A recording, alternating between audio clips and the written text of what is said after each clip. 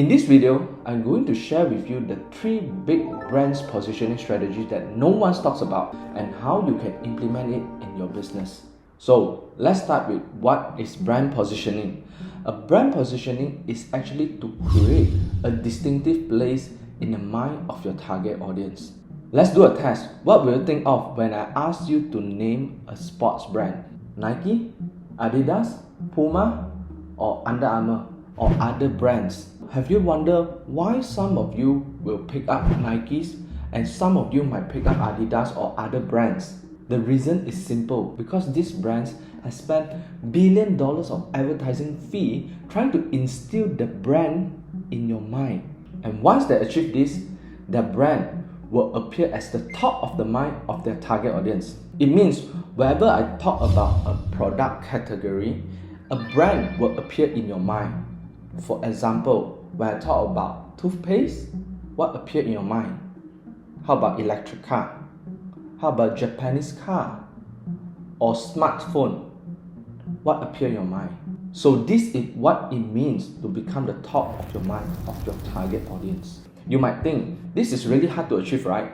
Because there are so much competitors in the market. How can I achieve this? You just need to remember this. Everyone will have different brands as their top of the mind, which means you only need to make up to a fraction of the market for you to start making sales. Now, after understanding what is brand positioning, next I will share with you the 3 strategies of how to position your brand. First, function positioning. When I talk about air conditioner market, some of them might shout about their fast cooling, quiet, or their stylish design, their energy saving. The key point here is they only focus on one function to shout off as their brand and positioning. This is the mistakes most entrepreneurs make. They're trying to squeeze every function into their products. They shout their quiet, their energy saving, their stylish design, their fast cooling.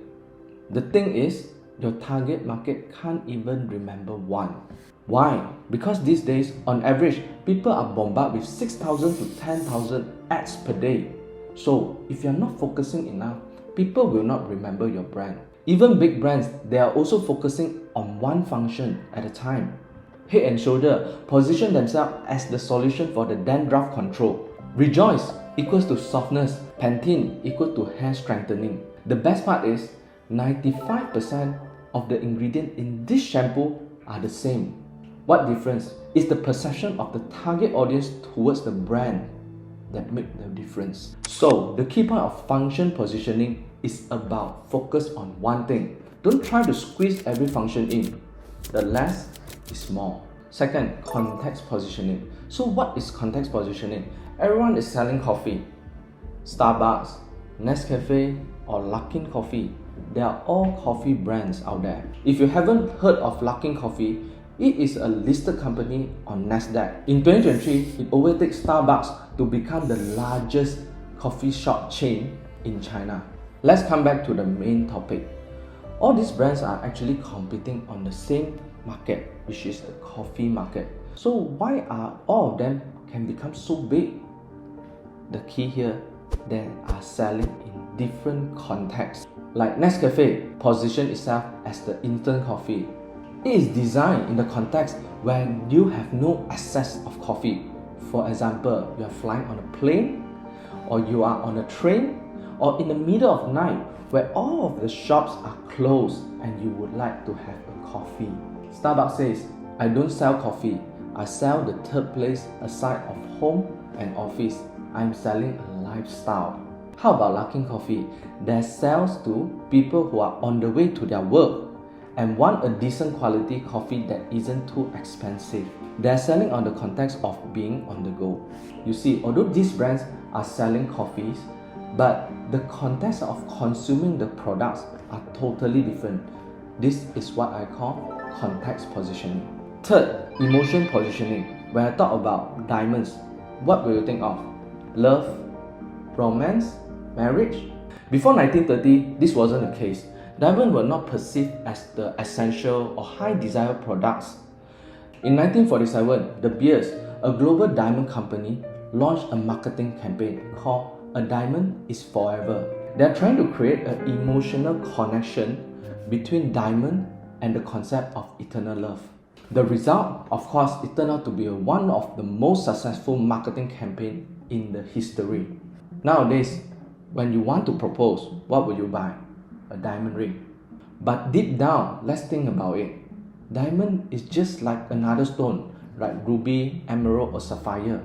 But why they are able to sell at a premium? Besides, De Beer is trying to manipulate the supply of the diamond.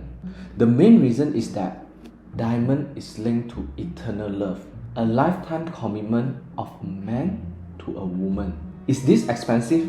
Of course, this is what I call emotion positioning. Just like Tom, a shoe brand, they are not selling a shoe, they are selling the care for children who need shoes. So when I try to create a brand, nothing beats 3 of these strategies on positioning your brand.